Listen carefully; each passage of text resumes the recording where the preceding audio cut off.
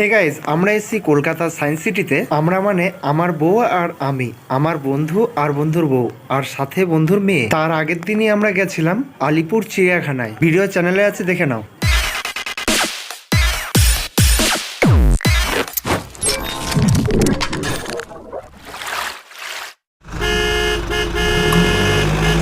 আজকে আমরা এসেছি আলিপুর চিড়িয়াখানায়। আমি তো বিশ্বাস করছিলাম না, কেননা সিংহের কেস ছিল না। বন্ধুরা, সত্যি বলতে গেলে আমি এই জিরাফ দেখার জন্যই একমাত্র চিড়িয়া কাছাকাছি আর এরকম সামনে থেকে আমি জীবনে বাঘ দেখতে পাবো। প্রত্যেকটা পাড়াতেই হাতে নিয়ে খেলা দেখাতে যাই কিছু কিছু। প্রথম গন্ডার সামনে থেকে দেখলাম। আর কি বলবো বন্ধুরা, গরিব হয়ে জন্মানোটা যে কত দুঃখের ব্যাপার সেটা কাউকে বলে বোঝানো যাবে না।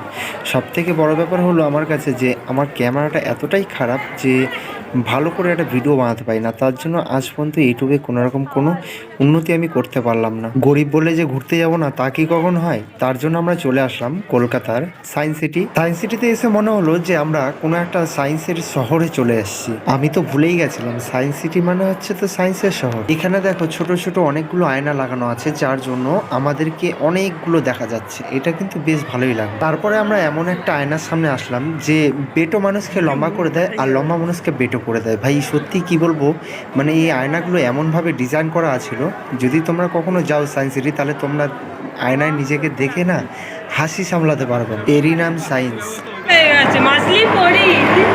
তুমি একটু মাছের মতো ইয়ে করো।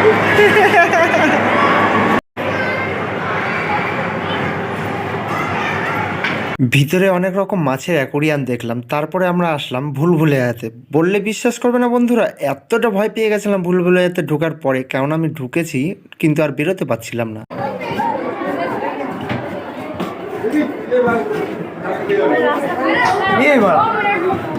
কই রে?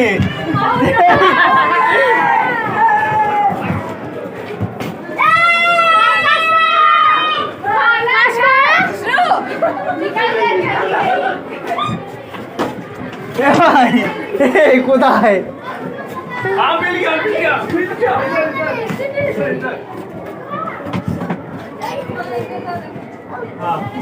आगे यहाँ पे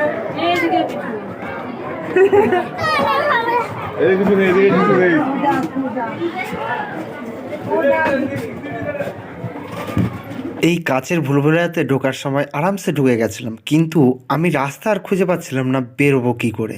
আর বললে বিশ্বাস করো না বন্ধুরা, ভিতরে এত সুন্দর লাইটিং করা ছিল, মনেই হচ্ছিল না যে আমি হারিয়ে গেছি ভুলভুলাইয়াতে। আর যখন আমি পরে বুঝতে পারলাম যে আমি বেরোনোর রাস্তা খুঁজে পাচ্ছি না, এই ভয়ে আমার গা থেকে জল ঝরতে শুরু করে দিল। আস্তে আস্তে আস্তে আস্তে আমি কাছে হাত দিয়ে দিয়ে কোনো রকমে হাঁটতে হাঁটতে শেষমেশ আমি বেরিয়ে গেলাম। স্মৃতি হিসাবে একটা ছবিও তুলে নিলাম।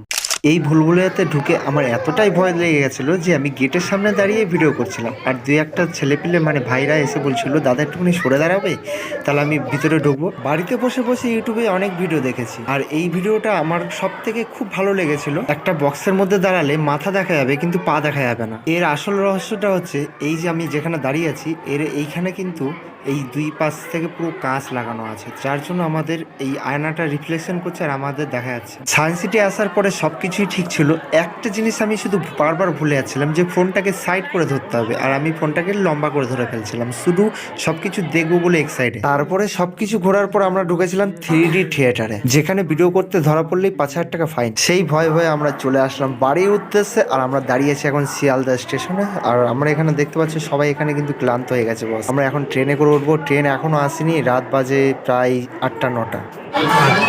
তারপরে তারপরে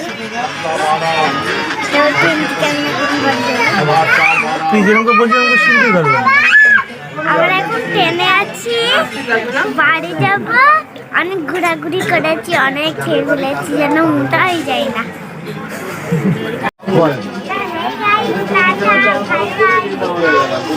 পরে দেখা হবে।